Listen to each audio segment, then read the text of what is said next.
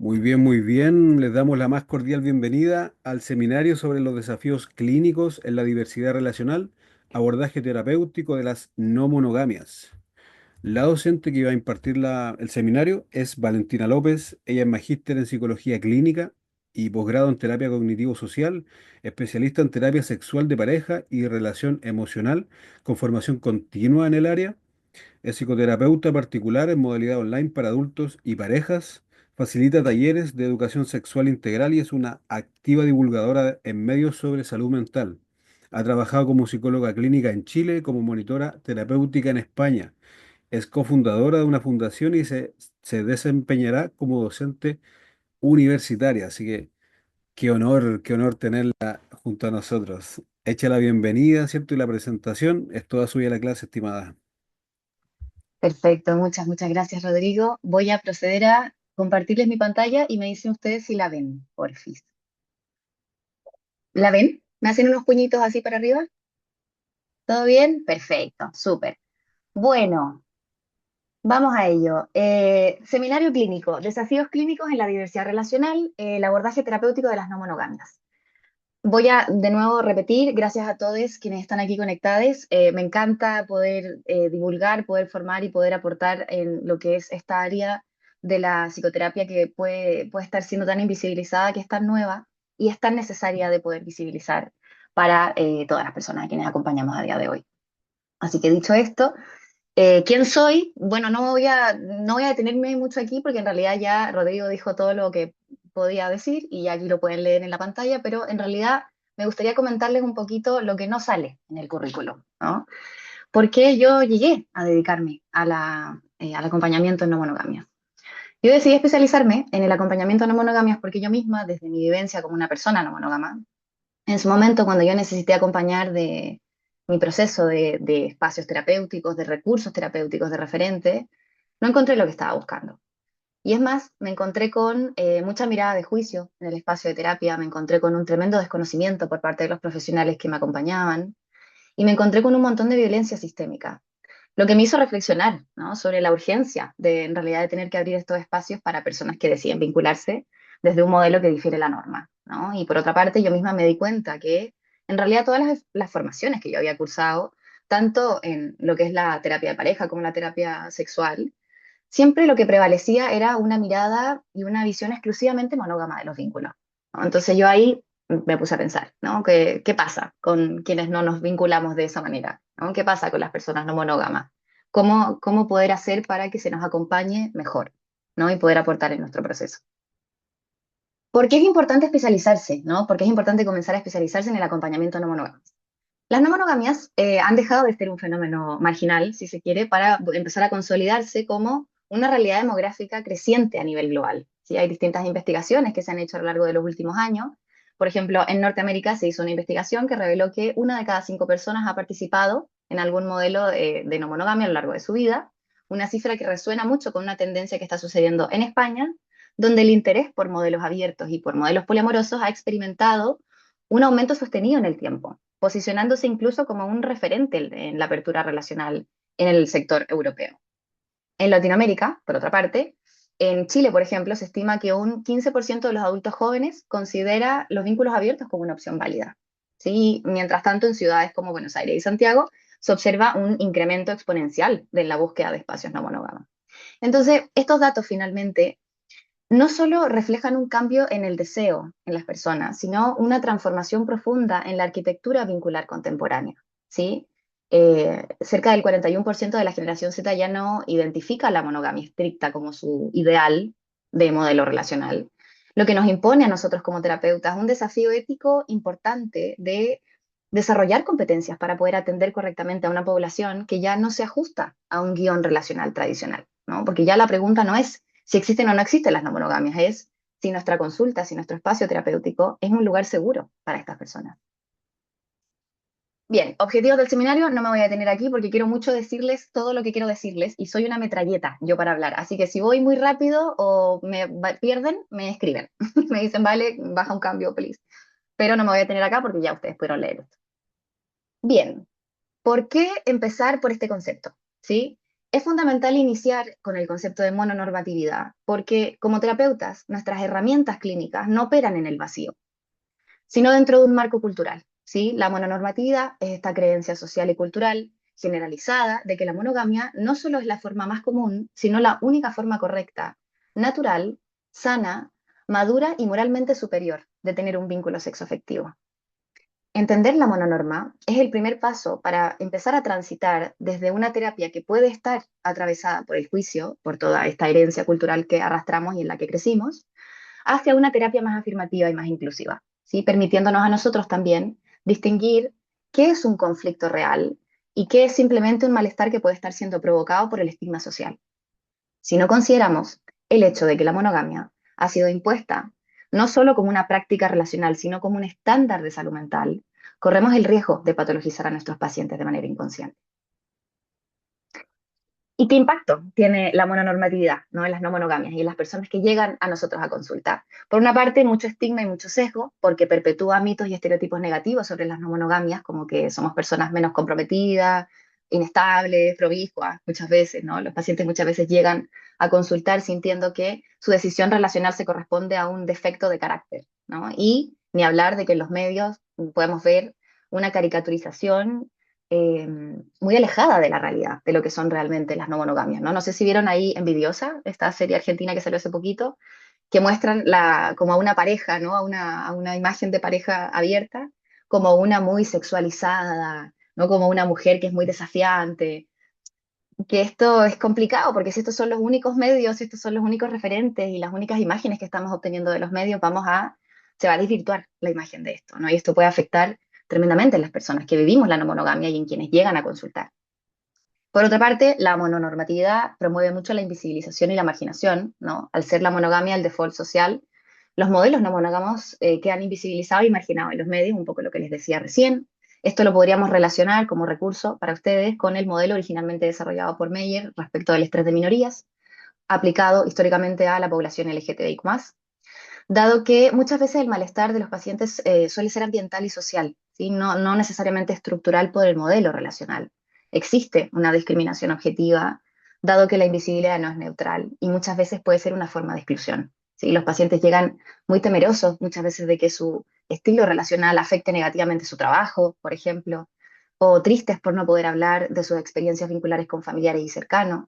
Y es súper importante que nosotros validemos que este miedo y esta tristeza son racionales, ¿sí? Esta marginación puede exponer a las personas no monógamas a un estado de alerta constante, ¿no? ¿Qué va a pensar mi psicólogo si sabe que fui a un local swinger, por ejemplo, ¿no? O cómo le digo a mis hijas que con mi pareja fuimos a un local swinger, por ejemplo. Y esta hipervigilancia en la que comienza a vivir la gente consume mucha cantidad de energía psíquica, que puede derivar finalmente en una sintomatología ansiosa y en mucho agotamiento. Por otra parte, conflictos internos, ¿no? La mononorma puede manifestarse a través de reglas, expectativas y exigencias dentro de contextos no monógamos. Aquí les voy a recomendar los postulados de Brigitte Vasallo, ella en sus libros, particularmente en un libro que se llama Terror Poliamoroso, habla de cómo si nosotros no hacemos un trabajo de trabajar esta mononorma interiorizada, podemos arrastrar estas maneras de funcionar y de relacionarnos a nuestros vínculos no monógamos, ¿no? Y por lo tanto tener problemas al interior de nuestros vínculos no monógamos por eso. Y nosotros tenemos que poder visibilizar esto y tenerlo claro como terapeutas. Y por otra parte hay mucha presión social, ¿no? Las personas no monógamas a menudo ocultan su orientación relacional o sienten que deben justificarla constantemente. Y aquí les recomiendo también como recurso la lista de privilegios monógamos expuesta por Corey Davis, ¿sí? Aquí en esta lista un poco se habla de las ventajas sistémicas, culturales y automáticas que la sociedad otorga a quienes eligen la monogamia como su modelo relacional, ¿sí? Son bastantes, son como 66, pero entre los que puedo destacar sería, por ejemplo, que cuando una persona es monógama, no se enfrenta al cuestionamiento ni al juicio sobre su manera de relacionarse, ¿no? No se etiqueta de inmadura ni se pone en tela de juicio la validez de su amor. O por otra parte, perdón, cuando una persona es monógama, puede encontrar fácilmente profesionales de la salud que validen y contemplen su orientación o su práctica relacional, a diferencia de las personas no monógamas. Bien, la mononormatividad de la que venimos hablando muchas veces se intensifica a través de mecanismos más prácticos como la escalera mecánica de las relaciones, ¿sí? Este es un concepto desarrollado por una autora llamada Amy Graham, que plantea que existe un guión social normativo que dictamina una serie de pasos que toda relación sexoafectiva debería seguir para considerarse como exitosa o como deseable, ¿no? Y esta escalera la conocemos todos, quienes estamos aquí, me imagino. Este guión, tácitamente compartido por todos, ¿no? Si bien puede funcionar para algunas personas, se vuelve problemático cuando se presenta como la única forma válida y legítima de vivir los vínculos y la vida en general, ¿sí? En consulta, si una pareja, por ejemplo, no monógama, no quiere convivir, ya automáticamente este guión relacional les expulsa, ¿no? Del sistema de validación y pueden aparecer sentimientos de estar perdiendo el tiempo, sentimientos de angustia, sentimientos de ansiedad, ¿no? Otra cosa que puede sucederles, que tiene que ver con las presiones que se sienten producto de esta escalera, ¿no? Son personas que, y ya vamos a ver estos conceptos más en detalle un poquito más adelante, ¿no? Pero personas que a sus vínculos secundarios no pueden compartirles, no pueden compartir con ellos la subida de estos peldaños, ¿no? Y esto produce mucho estrés, tanto en quienes son la persona que tiene que gestionar los vínculos como en quienes son efectivamente estos vínculos secundarios. Y esto muchas veces tiene que ver con este concepto de la escalera mecánica de las relaciones. ¿Qué impacto entonces tiene? ¿No? Por una parte, homogeneiza las experiencias porque presupone que todas las personas deseamos lo mismo, invisibilizando muchas veces la diversidad de deseos, la diversidad de identidades, la diversidad de formas de amar. Asocia el éxito con lo afectivo familiar, ¿sí? Porque se entiende que completar la escalera es sinónimo de realización personal y esto genera mucha presión y mucha frustración en quienes desean vivir un modelo que se desvía de la norma. Es un mecanismo de control social también, ¿no? Porque define lo que es una vida o una relación correcta, que además le sirve al sistema económico. Produce una desconexión de la individualidad, dado que nos facilita que las personas nos preguntemos qué queremos o qué necesitamos realmente, ¿no? Sino que adoptemos este modelo por inercia y nos aleje un poco de construir ese camino un poco más propio. Y por otra parte, es un concepto y es una creencia y es un guión social que está tremendamente atravesado por una normatividad reproductiva y heterosis. ¿Sí? Esta escalera suele estar atravesada por supuestos de heterosexualidad y cisnorma, excluyendo a personas trans, a personas no binarias, a personas no monógamas, a personas asexuales, etcétera, etcétera, etcétera. ¿Y qué pasa con el amor? ¿No? Muchas veces el amor queda en un segundo plano, porque el objetivo comienza a transformarse en construir etapas, en subir escalones, y no tanto en construir relaciones genuinas, recíprocas y conscientes. Muchas personas no monógamas padecen este guión, tanto si desean como si no desean tener múltiples vínculos sexoafectivos, y es súper importante invitarles a la reflexión, que puedan preguntarse, ¿esta escalera la estás subiendo por deseo propio o porque te enseñaron que era la única manera de vivir las relaciones? Bien, y como tercera gran cosa que me parece fundamental compartirles antes de entrar de lleno al tema de las no monogamias, ahí se me abrió un micrófono, puede ser, ¿no? No, Ya le bueno, hice el test que me mandan. ahí va. Vale, y como tercera gran cosa que me parece fundamental considerar antes de entrar de lleno al tema de las no monogamias, tiene que ver con los mitos del amor romántico. ¿Sí? Los mitos del amor romántico son fundamentales de considerar porque muchas veces actúan como estos ladrillos con los que se construye la mononorma. ¿Sí? Cuando acompañamos no monogamias, estos mitos no desaparecen, ¿sí? Cuando una persona decide salir del closet monógamo, por ejemplo, o decide probar este modelo relacional, eso no hace que desaparezca mágicamente todo lo que aprendimos en un pasado respecto del amor y respecto de las relaciones. Y por lo tanto, muchas veces los mitos del amor romántico se convierten en fuentes de culpa, en fuentes de ansiedad, en fuentes de conflicto interno. De este tema ya se ha hablado muchísimo, ¿no? Pero para mí es muy importante tener claro que existen diversas ideas y mitos que nos afectan a la hora de entender el amor y las relaciones, y que son básicamente ideas preconcebidas sobre lo que está bien y lo que está mal en las relaciones y en el amor, ¿sí? Son tan sutiles muchas veces que ni siquiera somos conscientes de que están ahí, que nos atraviesan. Y las vamos aprendiendo desde diferentes puntos, ¿no? Lo complejo acá es que al final nos van moldeando, ¿no? Nos van transmitiendo continuamente qué es lo que deberíamos, qué es lo que está bien sentir en los vínculos, qué es lo que no está bien sentir, qué es lo que deberías esperar de otra persona, qué es lo que no deberías esperar de otra persona. Y esto muchas veces nos aleja de construir vínculos genuinos, genuinos respecto de nuestros valores, respecto de nuestros deseos, de nuestras ilusiones y de lo que nosotros queremos finalmente, ¿sí? Los mitos del amor romántico, la media naranja, el mito de la omnipotencia, la pasión eterna, los celos son igual a amor, el amor es igual a enamoramiento, los polos opuestos se atraen y la exclusividad, ¿no? Que este es el mito que yo quiero destacar porque es muchas veces el que genera más patologización junto con el de la media naranja, porque Muchas veces si un paciente, por ejemplo, siente deseos por una tercera persona o desea explorar fuera de su vínculo principal, muchas veces el sistema y en ocasiones los mismos terapeutas son quienes terminan transmitiendo que esto es algo que está mal a la persona. Y por eso es tan importante incorporar esta mirada al espacio terapéutico. Bien, el problema no es la monogamia. El problema es que se sobreentiende que la única forma de amar válida sea la monogamia, ¿sí? Que se asocie la idea de amor a los mitos revisados, a la escalera social, a las creencias culturales de género, que generalmente, perdón, voy a aquí a mutear a alguien, que generalmente acompañan el modelo de la monogamia, ¿sí? Este es el tema. Por otra parte, el problema es que surge, chicas, al final, y lo que quiero que se queden con todo esto, es que el problema surge cuando empezamos a aceptar que se nos diga cómo deberíamos relacionarnos, cómo deberíamos sentirnos en cada relación, cómo debería sentirse la otra persona y qué esperar y qué no esperar, ¿no? Porque por otra parte, y aquí hay una realidad que a no mucha gente le gusta mucho escuchar, ¿no? Pero es que a la gente monógama se ha puesto los cuernos de toda la vida. Entonces, algo falla en este sistema, ¿no? Se ve que mm, la monogamia va bien para algunas personas, pero quizás hay un gran porcentaje de personas para quienes el modelo de la monogamia simplemente no encaja, ¿sí? Simplemente no va de acorde a sus valores, a sus deseos y a sus intenciones. Y es importante visibilizar este porcentaje de la población. Y nosotros como terapeutas tenemos una responsabilidad para hacer esto. Bien, estas creencias y mitos van a afectarnos a nosotros como terapeutas a la hora de acompañar la no monogamia. Por eso, primero, nosotros tenemos que revisar nuestra mononorma interiorizada y en ocasiones hasta polifobia, ¿no? Justamente para no patologizar el modelo relacional del paciente.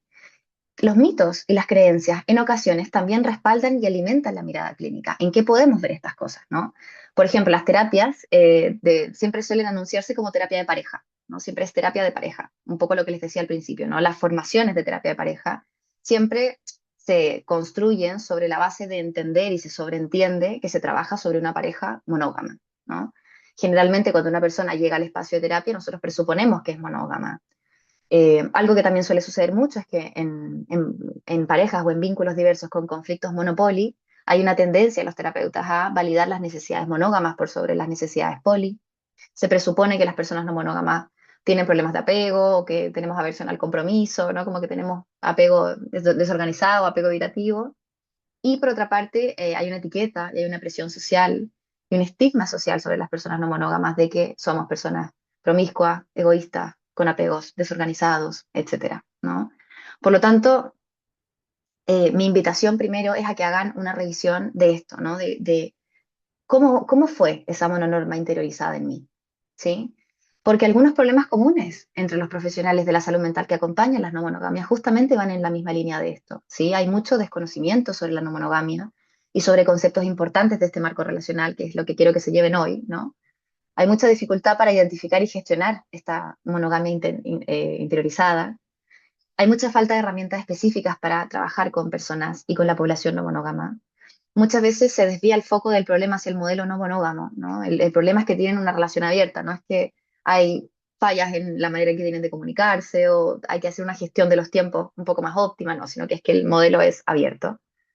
Hay mucha patologización, muchas veces también hay una reorientación hacia la monogamia cuando realmente no se desea, ¿no? Yo he escuchado de pacientes que llegan al espacio de terapia y me cuentan que en sus terapias se les dijo o se les hizo ver de alguna manera la idea de, bueno, pero tanto problema te vas a hacer, o sea, vale la pena realmente, ¿no? Probar una relación abierta, un poliamor, si te está generando todo esto. Y por otra parte, como ya he dicho, hasta el cansancio, ¿no? Mucha violencia y mucha discriminación en los espacios de salud mental que acompañan las no monogamias. Por lo tanto, como terapeutas tenemos que tener en cuenta las siguientes preguntas. ¿Cuál es mi mirada sobre el amor, sobre la sexualidad, sobre las relaciones, los cuidados, la exclusividad sexoafectiva y sobre el compromiso, ¿no? ¿Qué entiendo yo por compromiso? ¿Cómo eso podría interferir en mi capacidad de acompañar a alguien con ideas y vivencias que pueden ser radicalmente opuestas a las mías? ¿Soy capaz de acompañar a alguien que no cree en la monogamia, por ejemplo? ¿Puedo ayudar en el proceso de apertura de una relación si creo que, por ejemplo, es un signo inequívoco de que la relación está con problemas, ¿no? ¿Puedo acompañar a alguien cuya idea del amor difiere mucho de la mía sin prejuicio? ¿Cuál es mi concepto de relación sana, de relación normal? ¿sí? Un estudio que se realizó en el 2018 identificó que en un entorno de terapia, una de cada 5 personas no monógamas indicó que su terapeuta carecía de conocimientos básicos sobre su estilo relacional y casi 1 de 10 personas aseguraba que su terapeuta en algún punto le presionó de alguna manera para terminar su relación no monógama. Así como de igual manera hay otro estudio también del 2019 en donde se identificó que las personas no monógamas en entornos médicos suelen en casi la totalidad de sus experiencias sufrir muchos prejuicios del personal sanitario, ¿sí? Y las consecuencias son graves que tiene esto para las personas no monógamas, porque muchas veces podemos tener problemas de salud por callar o por silenciar, por miedo a la etiqueta, por miedo a la violencia, y los silencios pueden tener consecuencias graves para nuestra salud. Hay toda una organización social que excluye, que no quiere ver y que por lo tanto muchas veces no nos protege. Y ahí está nuestro rol, ¿no? Y nuestra gran responsabilidad de poder acompañar correctamente a esta población no monógama. Bien, es fundamental cuando se acompaña la no monogamia estar informados sobre modelos no monógamos y conceptos básicos, familiarizarnos con el vocabulario, acompañar sin juzgar, ofrecer herramientas y construir una visión en conjunto, estar atentos a las violencias sistémicas y concientizar sobre esto, ser conscientes de los privilegios monógamos, usar técnicas beneficiosas alineadas con los objetivos terapéuticos y recordar que los terapeutas no somos agentes moralizadores, ¿sí? Cuando decimos que los terapeutas no somos agentes moralizadores, estamos haciendo una declaración de principio sobre la neutralidad clínica y la ética del cuidado, ¿sí? Nuestra labor no es validar si el modelo relacional del consultante es bueno o es malo, según nuestros valores o nuestras creencias, sino evaluar si ese modelo es funcional, si ese modelo es consensuado, si es saludable para las personas involucradas. Bien, ¿qué son las no monogamias? Bueno, las no monogamias son un concepto paraguas que considera todas aquellas formas de relacionarse afectiva y o sexualmente que se alejan de los mandatos de exclusividad y contemplan la posibilidad y la práctica de tener varias relaciones románticas y o sexuales al mismo tiempo con el pleno conocimiento y consenso explícito y entusiasta de todas las partes involucradas. Y esta última parte es fundamental, ¿sí? Hay quienes viven la no monogamia como una orientación relacional, hay quienes la viven como una práctica relacional, ¿sí? Bien, y es súper importante, súper importante que nosotros siempre tengamos presente que no todas las no monogamias son iguales, ¿sí? No todas las relaciones abiertas son iguales, no todos los poliamores jerárquicos son iguales, no todas las anarquías relacionales son iguales, y esto es algo que tenemos siempre que tener en cuenta. Les puse ahí las dos banderitas. La banderita que tienen a su izquierda es la bandera original, que fue creada en el 95, y la banderita que tienen a su derecha es la nueva bandera del orgullo poliamoroso, que se cambió un poco el símbolo que había en un principio, y la bandera básicamente se crea con la intención de reunir a la comunidad y de generar un sentimiento de pertenencia y de reconocimiento, ¿sí? Un recordatorio de que no estamos solos, solas y soles. Es muy importante considerar la socialización de las personas que llegan a consultar, ¿sí? Por eso, siempre tenemos que tener en cuenta, chiques, la interseccionalidad entre las diversidades que vive la persona, para entender bien y realmente qué le afecta a la persona y cómo afecta a sus vínculos, ¿sí? Un poquito más adelante vamos a volver a tomar esto, pero esto es algo que siempre tenemos que tener en cuenta cuando acompañamos y cuando pensamos en comenzar a acompañar procesos con personas no monógamas. Tipos de no monogamias. Bueno, Jessica Fern en su libro de Una red segura y también en Más allá de la pareja, que es otro libro que también les recomiendo mucho y que van a tener todas las referencias al final de esta presentación, eh, incluyen en sus libros esta tablita que yo me tomé la libertad de adaptar porque me pareció que habían algunas que faltaban, algunos modelos relacionales que faltaban, pero sí que es importante demarcar que lo que falta en esta tablita es la complejidad de la interseccionalidad que les comentaba recién, ¿sí? Pero así a grandes rasgos podemos entender que más o menos los diferentes tipos relacionales se establecen en estas 4 cuadrantes que comparten distintas características. Tenemos la monogamia tradicional, que la conocemos de toda la vida y que en realidad hoy está casi obsoleta, a pesar de que se crea lo contrario, porque a día de hoy es más bien extraño encontrar parejas o personas o vínculos que se junten y permanezcan juntos durante toda la vida, ¿no? Quizás hoy el modelo más común es la monogamia secuencial, ¿no? Que son cuando yo estoy con una persona, sexo efectivamente a la vez, termina esa relación, estoy con otra persona, sexo efectivamente a la vez, termina esa relación, estoy con otra persona, ¿no? Y así. La polifidelidad. La polifidelidad es el acuerdo de exclusividad, aquí se extiende a los miembros de un grupo específico, ¿sí? Entonces funcionan como un sistema cerrado, que puede ser, por ejemplo, un sistema de tres en el caso de las triejas, un sistema de a cuatro en el caso de las cuatriejas, o más personas. Y a diferencia de otras formas de no monogamia, otras formas de poliamor, aquí los integrantes acuerdan no establecer vínculos fuera de ese núcleo, de ese sistema cerradito, ¿sí? Muchas veces replicando modelos más monógamos, pero aplicado a un vínculo multiafectivo. La relación abierta. En la relación abierta podemos ver que existe un vínculo primario que establece un acuerdo que permite encuentros sexuales con terceras personas fuera del vínculo, manteniendo la exclusividad en el plano romántico, afectivo. Las parejas swinger, por ejemplo, las relaciones swinger, aquí esta es una modalidad que se centra principalmente en la recreación sexual conjunta. A diferencia de otros modelos, el componente sexual suele vivirse como una actividad compartida en la pareja. ¿Sí? ¿Dónde? En clubes, en fiestas, en las casas, en juntas, etcétera, etcétera. ¿Sí? Pero la principal diferencia suele ser que en las relaciones abiertas, la exploración sexual es por separado y en las parejas swinger es juntitos. El poliamor jerárquico, ¿sí? Es una estructura relacional donde se establece una distinción explícita entre un vínculo primario, ¿sí? Que generalmente es una persona con quien se convive, con quien se tiene hijos o simplemente con quien se define que es el vínculo principal, y vínculos secundarios. En este modelo, la relación principal, ¿sí? El vínculo primario, suele tener una prioridad a la hora del establecimiento de los acuerdos, a la hora de la toma de decisiones, de la gestión de los tiempos y la asignación de los recursos. Y los acuerdos de los vínculos secundarios están supeditados a los acuerdos que existan con los vínculos primarios. Diferente del poliamor no jerárquico, en donde se horizontaliza un poco más los vínculos, ¿sí? Porque es una estructura que está más basada en la equidad y en la autonomía. Aquí se rechaza la idea de que un vínculo tiene que tener una prioridad intrínseca sobre otros vínculos, basándose en jerarquías, ¿sí? En esta estructura, cada vínculo se desarrolla según sus propios ritmos, según sus propios acuerdos y según sus propias necesidades, y se busca que idealmente ningún vínculo tenga poder de decisión por sobre los demás. La polisoltería o solo poli es un modelo en donde las personas pueden mantener múltiples vínculos afectivos y o sexuales, pero se hace una elección consciente de ser el propio vínculo primario, ¿sí? Diferente de, por ejemplo, las personas polihedonistas, que a veces puede confundirse con lo anterior, pero aquí las motivaciones son diferentes. Aquí la motivación se centra en la búsqueda sensorial y lúdica, ¿sí? La búsqueda constante del placer, la novedad, la variedad, sin necesariamente establecer vínculos profundos con otras personas.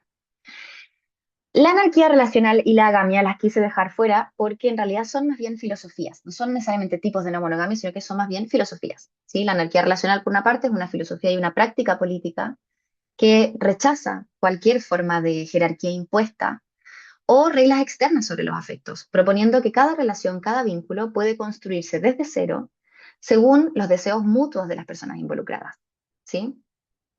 Aquí lo que se valora es cada vínculo por su singularidad. Se elimina el privilegio que la sociedad muchas veces otorga a ciertas relaciones meramente por la etiqueta, ¿sí? La agamia, por otra parte, es parecida a la anarquía relacional, pero no tanto en realidad. Es una postura relacional que propone la superación del modelo de pareja como una unidad básica de organización social y emocional, ¿sí? La agamia lo que viene es a cuestionar la necesidad misma de formar pareja, el parejocentrismo del que conocemos, ¿no? Considerándola muchas veces como estructura limitante y no implica necesariamente el celibato ni la falta de afecto, sino la decisión de establecer vínculos bajo el formato de relación formal, ¿sí? Porque lo que hace es priorizar la construcción de redes de apoyo, de comunidades, de amistades profundas, sin que ninguna tenga necesariamente que aspirar a la exclusividad o a la fusión romántica. Y finalmente, las personas ambiguales es una postura de apertura y de flexibilidad respecto de la estructura de los vínculos y no suelen encasillarse en una sola categoría y pueden ir fluctuando, pueden ir experimentando distintos modelos relacionales, incluyendo la monogamia. Es muy importante, muy, muy importante para mí que ustedes se lleven que no podemos asumir que todas las relaciones abiertas, como ya dije, todas las relaciones poli son iguales. Cada vínculo va a construir su propio mapa emocional y sus propios acuerdos relacionales y tenemos que ser muy cuidadosos con esto, ¿sí? Es importante también para mí compartirles un poco que, bueno, el tema de las categorías y las etiquetas en la no monogamia puede ser polémico, hay argumentos en contra y argumentos a favor, ¿sí? Argumentos en contra, hay quienes dicen que las etiquetas en no monogamias pueden ser limitantes, sí que pueden limitar la vivencia de la apertura porque cada vínculo es único y podemos encasillarlo, ¿no? En una definición que puede ignorar los matices, puede ignorar los acuerdos internos, la evolución de cada relación, y esto puede convertirlo finalmente en una nueva forma de rigidez. Hay argumentos a favor que dicen que puede promover el hecho de que hayan etiquetas en las no monogamias, ¿no? Puede promover que se genere una sensación de pertenencia porque finalmente nos da un lenguaje común para poder expresar expectativas y necesidades. A favor, en contra, ahí ya yo se los dejo a ustedes, pero sí me parece importante mencionar que un factor que es común a todos estos tipos de no monogamias y que se requiere en todo tipo de no monogamia, independiente de la estructura, es la voluntad. ¿Sí? Es la voluntad de querer estar en este tipo de relación. Bien, conceptos que debemos manejar como terapeutas que acompañan las no monogamias. Metamores, los metamores son los vínculos de mis vínculos, ¿sí? Respecto de los metamores, no existe una obligatoriedad a que haya una relación de amistad o que yo tenga que ser cercana con mis metamores, pero sí es súper importante que exista respeto, que exista validación mutua de la existencia de esta persona dentro del sistema vincular, ¿sí? El pacto de fluidos son los acuerdos sobre el uso de barreras de protección, ¿sí? Y de cómo va a ser la gestión de la salud sexual que vamos a tener entre los vínculos. El polidrama son los conflictos dentro de una red afectiva, usualmente ocasionados por la falta de comunicación o por acuerdos mal gestionados. La polícula es el mapa o la red completa de personas que están conectadas entre sí, todas de alguna manera vinculadas a través de alguien en común. La energía de la nueva relación es ese estado de euforia y obsesión típica, ¿no? del primer momento de las relaciones del enamoramiento. Y esto en realidad no es algo que es excluyente de las no monogamias, ¿sí? Puede suceder en cualquier modelo relacional. Pero en contextos de no monogamias, gestionarla puede ser difícil porque hay que hacer un ejercicio intencionado de equilibrar la efusividad, ¿no? Y la sensación de novedad con el cuidado de los vínculos previos. Las personas unicornios son unas personas que usualmente son mujeres bisexuales buscadas por parejas, generalmente heterosexuales, para prácticas sexuales de tríos. Por ejemplo, esto es algo que es muy común en contextos más swinger. La compersión, ¿no? El bendito deseo de alegría genuina que sienten las personas al ver a sus vínculos, experimentar con otras personas, interactuar o conectar con otras personas, ¿sí? Hay quienes entienden la compersión como lo opuesto a los celos. Yo no lo entiendo de esa manera. Para mí son experiencias que pueden ser complementarias. ¿Por qué? Principalmente porque entenderlos como opuestos puede levantar mucha autoexigencia en las personas, ¿sí? Y esto puede padecerse mucho entre quienes llegan al espacio de terapia porque hay como una presión de tener que sentirse felices, ¿no? Por ver a sus parejas explorando, por verlos irse a una cita, por saber que están explorando su sexualidad o el mundo de sus afectos con otras personas. Y esto termina siendo finalmente una fuente de presión. El micelio son la red de cuidados y afectos que nos sostienen, ¿sí? Es una red de cuidados que va más allá de los vínculos sexoafectivos porque se compone de los amigues, la familia, los vecinos, los exvínculos, los vínculos actuales.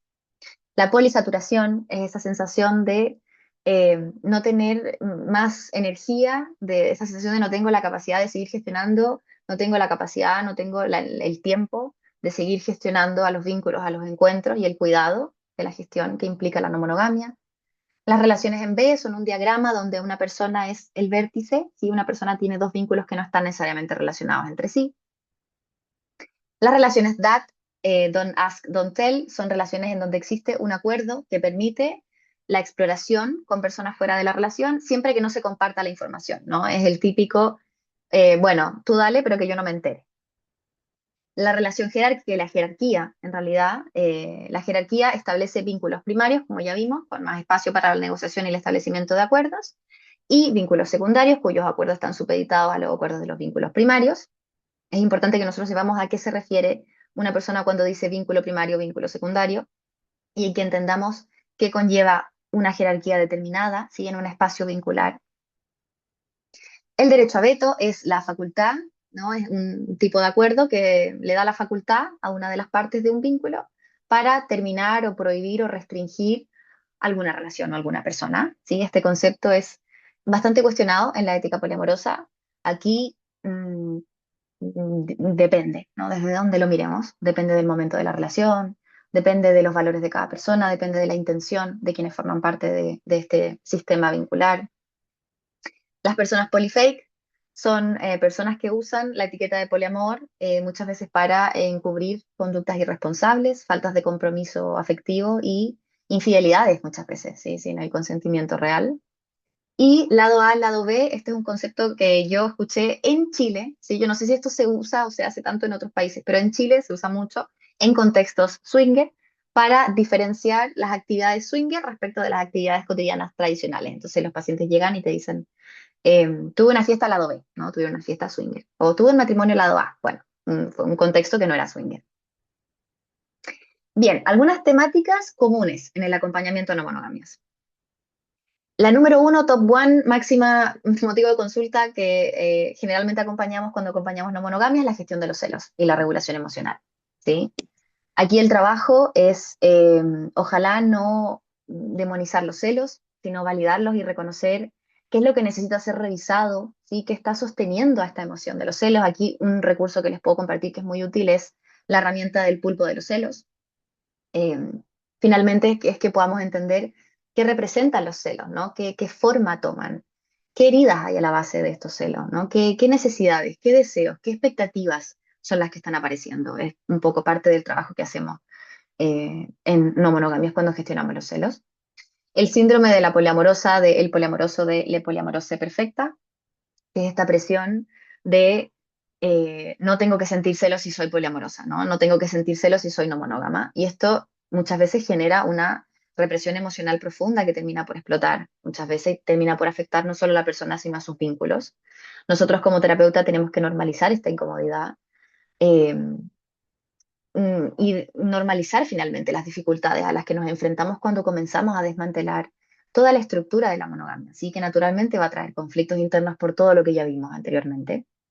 Por lo tanto, el trabajo muchas veces se trata de trabajar con emociones como la culpa, como la vergüenza, ¿sí? Humanizamos el proceso y validamos que la deconstrucción puede ser un proceso incómodo.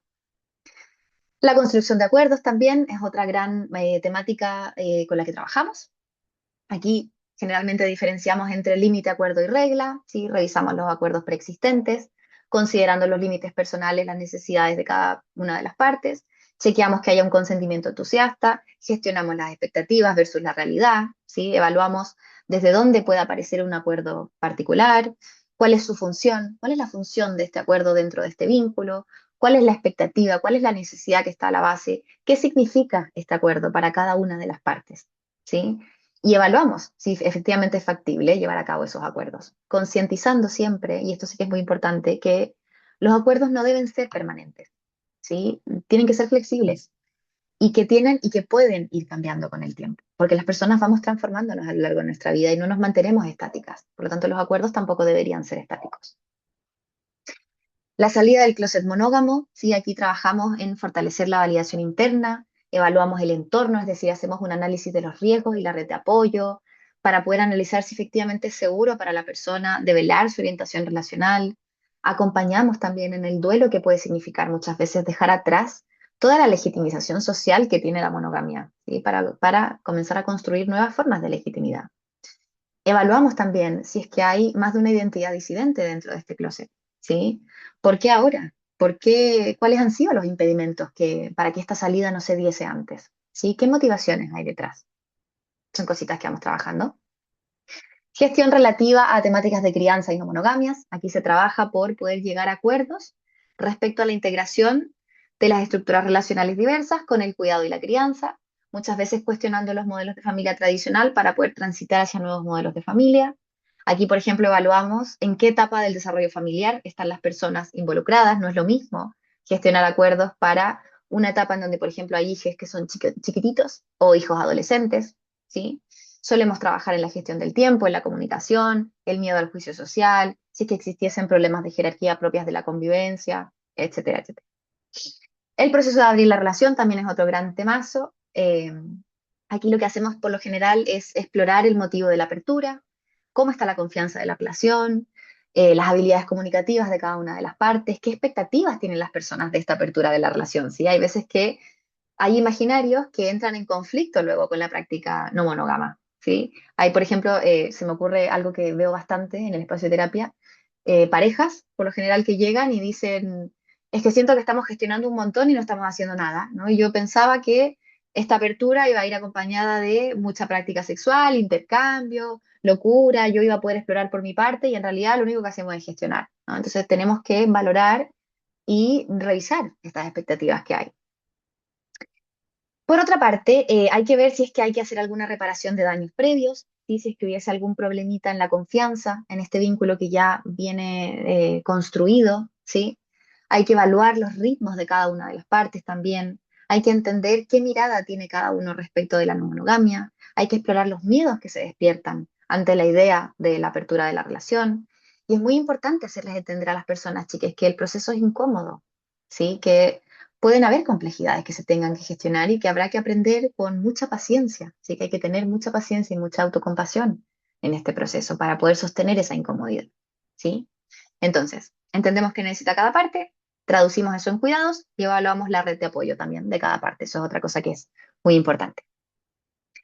La gestión de la ENR, como ya les dije en el concepto un poquito antes, nosotros trabajamos aquí para poder intencionar el cuidado de los vínculos más antiguos para no tomar muchas veces decisiones drásticas bajo este efecto droga que tiene el enamoramiento y que puede afectarle a los vínculos preexistentes. Si se intenta, en la medida de lo posible, equilibrar y llegar a un equilibrio entre el goce y el disfrute genuino y honesto de esta persona que está conociendo a alguien, por ejemplo, a la vez de que haya un cuidado intencionado de los vínculos anteriores y que ya existen y que no se sientan descuidados.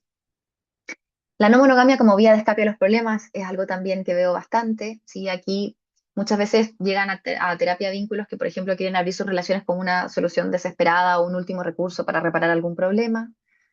En estos casos es súper importante evaluar cómo está la relación, evaluar si efectivamente es factible esta apertura, un poco lo que les dije antes, ¿no? Cómo está la confianza, cómo está la comunicación. Em, Importante también porque a la apertura puede, por una parte, conectarles con la exploración de sus afectos y la sexualidad y fortalecerles, pero también puede ponerles de cara a una serie de desafíos vinculares que si como equipo no están bien, es muy posible que eso termine por resquebrajar el vínculo. Bien, experiencias de patologización pasadas. Lamentablemente, hay pacientes que llegan bastante patologizados y diagnosticados por su decisión relacional queriendo encontrar algún trauma de origen o algo que les ayude a justificar la no monogamia. Y aquí es súper, súper importante saber que si el paciente es feliz, si hay un consenso entusiasta de todas las partes, no hay patología.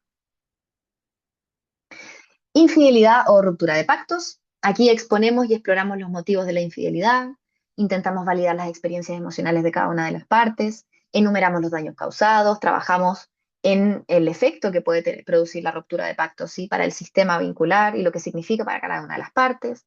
Intentamos hacer un trabajo para subsanar los daños y aprovechamos el momento para reelaborar los pactos y poder construir nuevos acuerdos.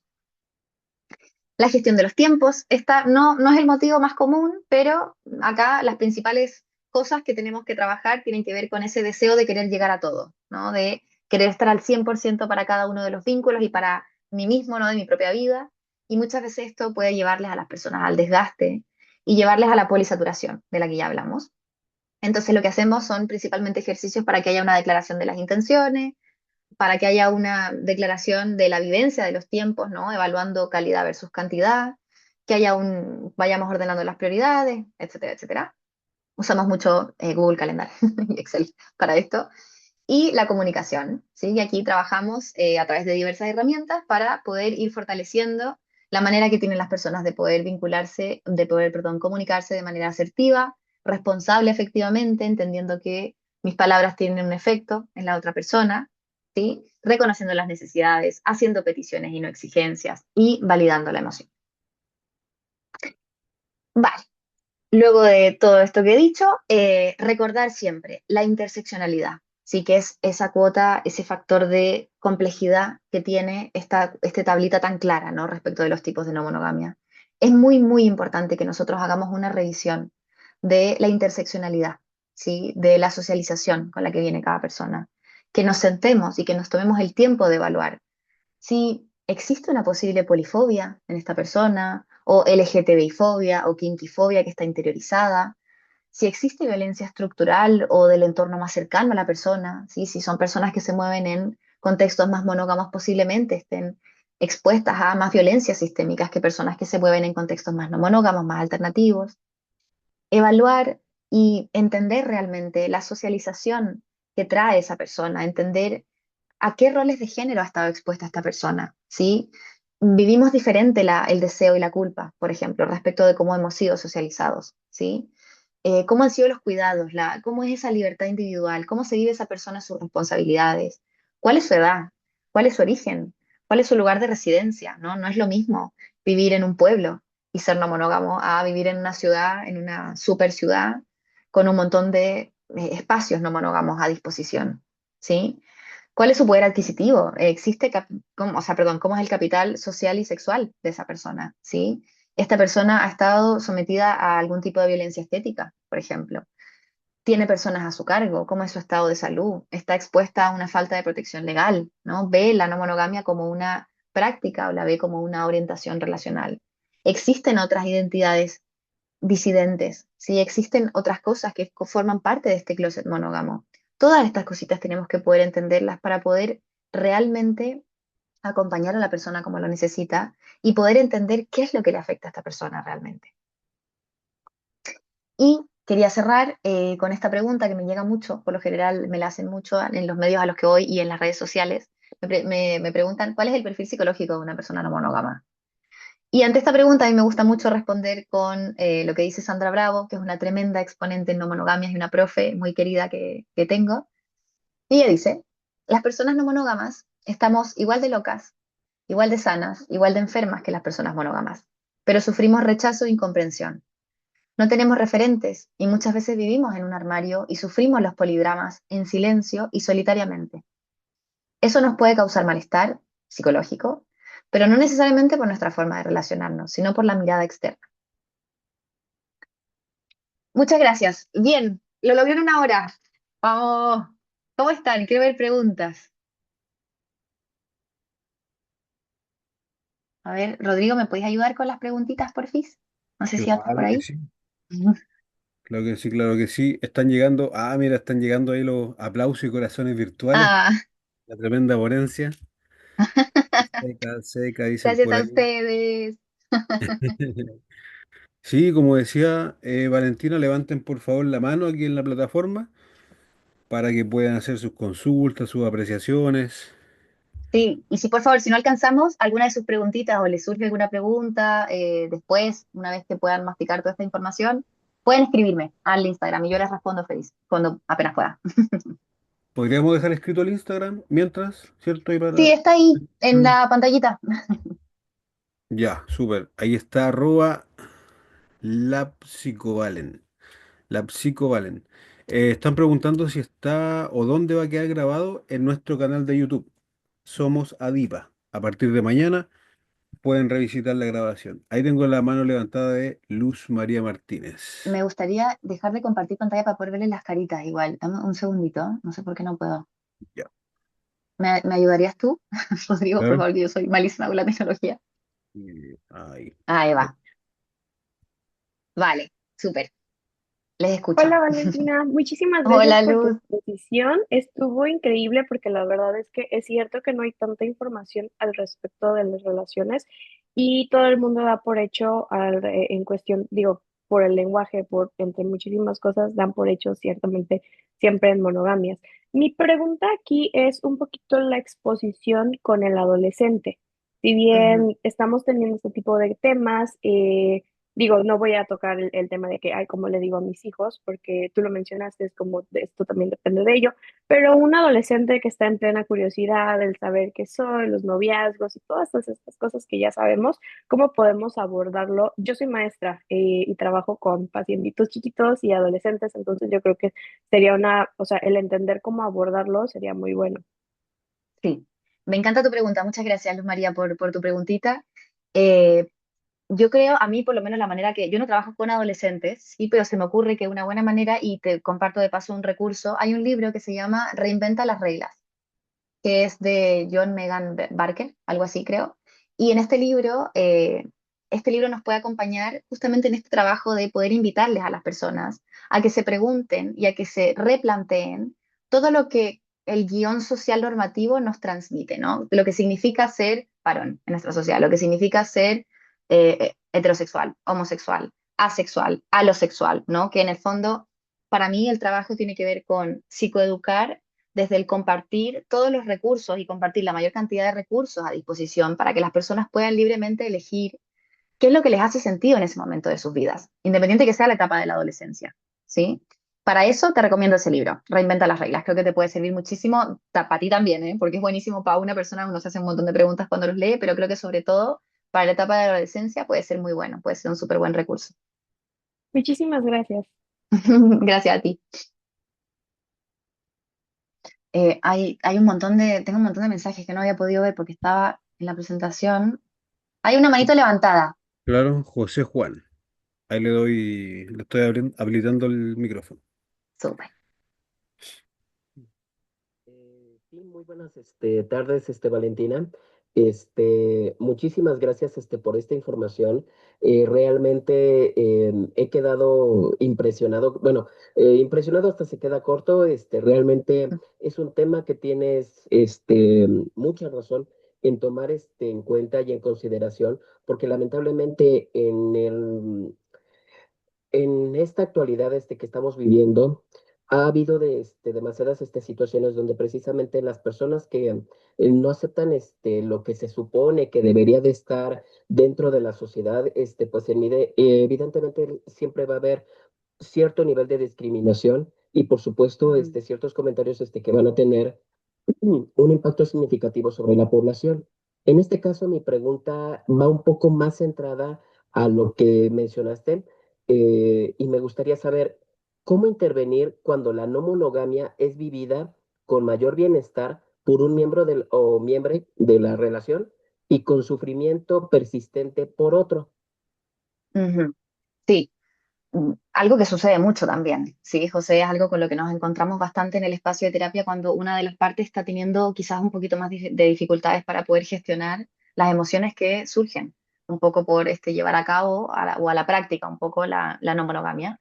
Y aquí quizás yo te invitaría a dar un pasito atrás, ¿no? Y a reestructurar, bueno, ¿qué está buscando cada parte? ¿Cuáles son sus intenciones? ¿Cuáles son los ritmos de cada parte? Que esto es algo muy importante y es importante visibilizarlo porque por lo general, y aquí estoy generalizando, existen, existe por lo general una diferencia y un desencuentro en los ritmos de cada una de las partes cuando se lleva a cabo la no monogamia y esto puede resentirse mucho en el vínculo.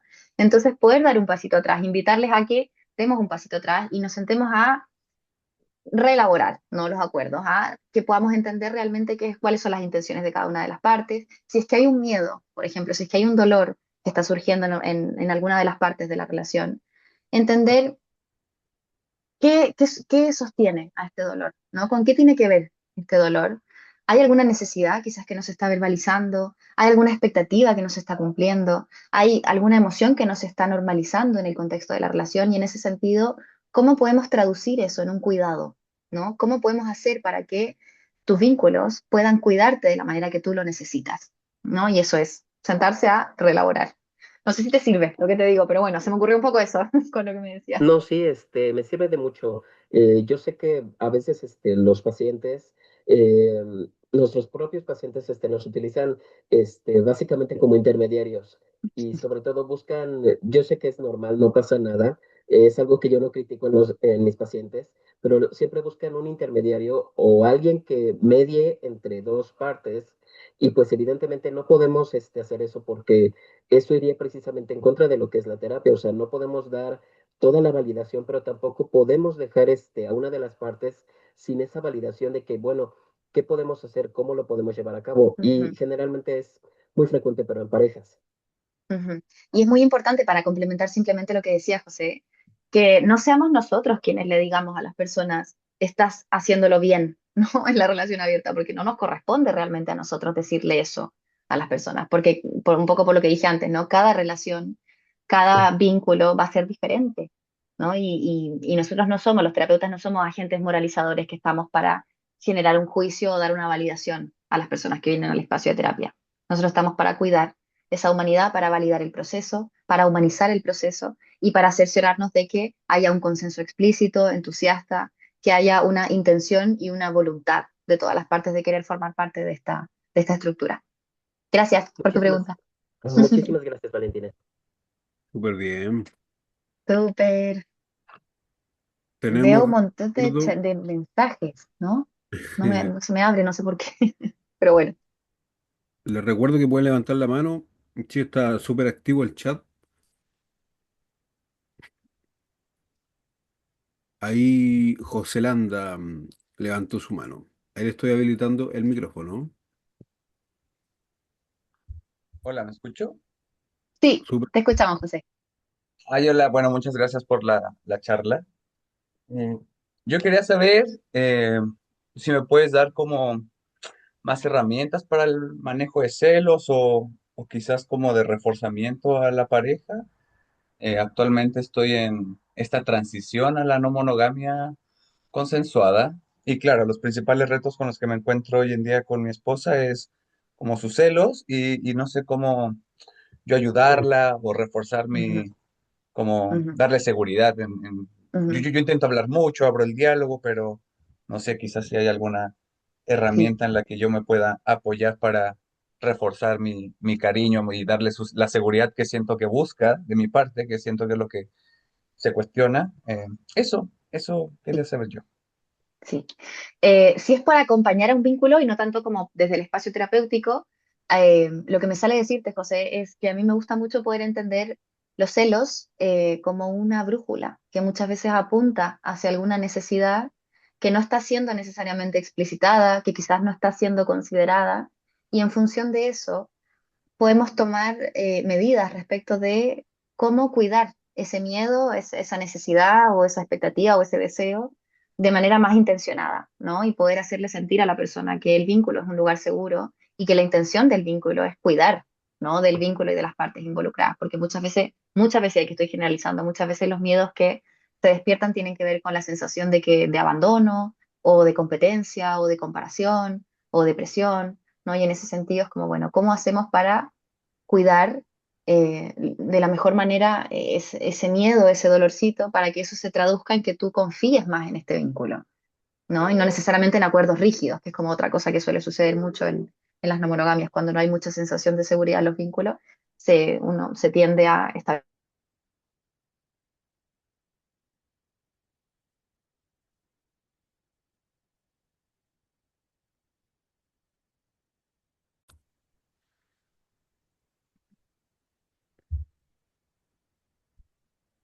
Por aquí Luis nos había dejado una pregunta. Perdón, José Manuel, ¿cuál es la tasa de éxitos en terapias de parejas en comparación a las monogamias? ¿Lo interpreté bien la pregunta? ¿Cuál es la tasa de éxito? No, que yo sepa, no existen investigaciones que digan que hay un número determinado, una diferencia sustantiva respecto de lo que es una pareja monógama de una no monógama. En mi experiencia, cuando esto se hace con las herramientas específicas, con un acompañamiento que está exento del prejuicio y con cuidado en el acompañamiento, es muy exitosa, por lo general, la terapia, pero esto es mi opinión. Hay una manito levantada aquí, Denise, creo. Sí, cerramos con la participación de Denise. Vale, Denise, ahí te escuchamos. Hola, buenas tardes, ¿me escuchan bien? sí. Súper. Primero que todo, muchas gracias y tengo la duda de cuál es como el límite entre una relación don't ask, don't tell y el polyfake, como a mí por lo menos no me queda muy claro, perdón si no lo entendí muy bien, Sí, pero me gustaría saberla bien como cuál es el límite que se tiene que marcar entre ambos términos. sí. Las relaciones don't ask, don't tell, son relaciones o vínculos en donde lo que se pacta es que pueda haber una exploración, por ejemplo, por fuera de la pareja, sin que se comparta la información. Es decir, tú haz, explora, pero a mí no me cuentes nada. A mí no me interesa saber, o yo no quiero saber, o no, nada, no quiero saber que te vinculas con personas fuera. Eso es la relación DAT. Y el polyfake son personas que utilizan muchas veces la etiqueta del poliamor, la etiqueta de la no monogamia, para hacer uso, ¿no? O para comenzar prácticas no monógamas sin que haya una responsabilidad afectiva y una conciencia de la gestión necesaria que tiene que haber en los vínculos no monógamos. ¿sí? Son personas que por lo general no les interesa mucho entablar los cuidados necesarios, sentarse a conversar sobre los acuerdos, las necesidades de cada una de las partes, es decir, que no hay mucha responsabilidad afectiva en el proceso, pero que esto se justifica muchas veces con esta idea de, bueno, no es monógamo, ¿no? También por todo este mal entendimiento que hay de la no monogamia en los referentes y en los medios, ¿sí? Porque en los medios y en los referentes lo que se reproduce es que las personas no monógamas son como, bueno, que viva la pepa, ¿no? Cada uno hace lo que quiera sin darle explicaciones a nadie y no se trata de eso, no se trata de eso la no monogamia. Ya, perfecto. Muchas gracias. Gracias a ti, Denis. Genial. Sara levantó la mano. ¿Cómo estamos de tiempo, Valentina? Yo me quedaría toda la noche, pero aquí tú párame, Rodrigo, así que hagamos una pregunta más si quieres, no sé, y ahí ya Súper. podemos ir cerrando. Ahí te estoy habilitando el micrófono, Sara. Listo, muchas gracias. Buenas noches. Muchas gracias, Valentina, por tu conferencia. La verdad me abrió bastante la mente, me mostró como diferentes perspectivas, porque pues yo estoy como algo nuevo, o sea, me parece a mí porque yo desde poquito lo descubrí, estoy como metiéndome más al tema. Entonces, de verdad, muchas gracias porque de verdad aclaró muchas dudas que Mm. tenía. Y pues me surgió algo como si has tenido de pronto experiencias como qué sería salir del closet como una persona no monógama en la adultez, cuando la presión social de la sociedad pues lo hace como más difícil. Tu pregunta, Sara, bueno, muchas gracias por lo que me dices, Sara. Muchas gracias y me alegro mucho que esta presentación te haya servido mucho y que te haya abierto la mente, como tú dices. Tu Gracias a ti. pregunta es, cuando acompaño a otras personas, es decir, si he acompañado procesos de salida del closet monógamo o mi propio proceso de salida del closet monógamo. Pues más como en la adultez, digamos, cómo es el proceso de salir como del closet a ser no monógamo, cuando ya es la persona como más adulta, que ya como que la presión de la sociedad es más fuerte por lo que todo lo que han construido, por todo lo que es como dejar atrás. Entonces, como Sí. esa experiencia. Depende mucho del contexto de la persona, depende mucho de cómo es esa red de apoyo de la persona. Y aquí algo que me parece muy interesante y no había dicho, y gracias, Sara, porque tu pregunta me hizo recordar la importancia de comentar esto, la importancia de la comunidad, ¿sí? Para personas que no tienen comunidades no monógamas cercanas, es mucho más difícil hacer esta salida del closet monógamo y gestionar las dificultades y los sentimientos complejos que pueden surgir a la base de esta salida del closet monógamo cuando no se cuenta con una comunidad con la que compartir, a la que recurrir, ¿no? Cuando no tenemos a esa otra persona que también quizás pasó por lo que nosotros pasamos o que quizás ya pasó por lo que nosotros estamos pasando y por lo tanto nos puede decir aquello que nos vendría bien escuchar.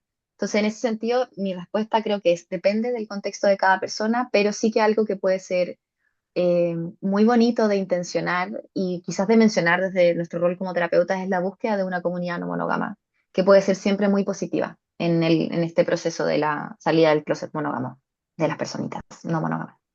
Listo, muchas gracias. A ti. Muy bien, genial. Genial, genial. Agradecer nuevamente la alta participación, ahí los aplausos virtuales. L- ¿Les parece terminar con una dinámica? Tomémonos una foto virtual. Ahí, quien pueda encender su cámara, por favor. Vamos aquí a capturar este momento para redes sociales. Invitadísimos e invitadísimas que nos reposteen en sus historias también. Nos encanta conectar ahí con ustedes a través de los medios también. Bien, tengo 9 pantallas, así que voy a tomar varias. 3, 2, 1. Eso, ahí se fue una. Voy con la segunda. 3, 2, 1. Eso. Sigo, sigo. 3, 2, 1. Eso es. Vamos a tomar la última por si acaso, por si alguien pestañó. 3, 2, 1. Eso. Genial, genial, genial. Agradecer, agradecer la simpatía, la buena onda.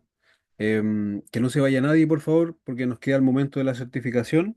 Y para quienes nos están viendo en YouTube y se preguntan qué es esto de la certificación, adipa.cl/seminarios, usted se inscribe y puede participar por descuentos para programas y obviamente toda nuestra batería de programas, ¿cierto? Es cursos, diplomados, etcétera. Valentina, Cerramos con un mensaje final, una invitación final, todo suyo. Sí, vale. Bueno, agradecerles nuevamente por su presencia, por estar acá, por su curiosidad, por sus ganas de querer formarse en esto que es tan necesario, es tan importante y es tan valioso para poder enriquecer también nuestra práctica como terapeutas, ¿no? Como personas que acompañan a otras personas. Así que gracias, gracias, gracias por esto. Gracias a Dipa por el espacio. Qué honor, qué ilusión y qué regalo también poder yo hacer una clase en este espacio de formación con el que yo también me formé tantas veces. Así que muchas, muchas gracias a cada uno de ustedes que están acá. Y si tienen preguntas o lo que sea, insisto, pueden escribir al Instagram de @lapsicovalen y podemos charlar por ahí. Muchas gracias, tremendo gusto.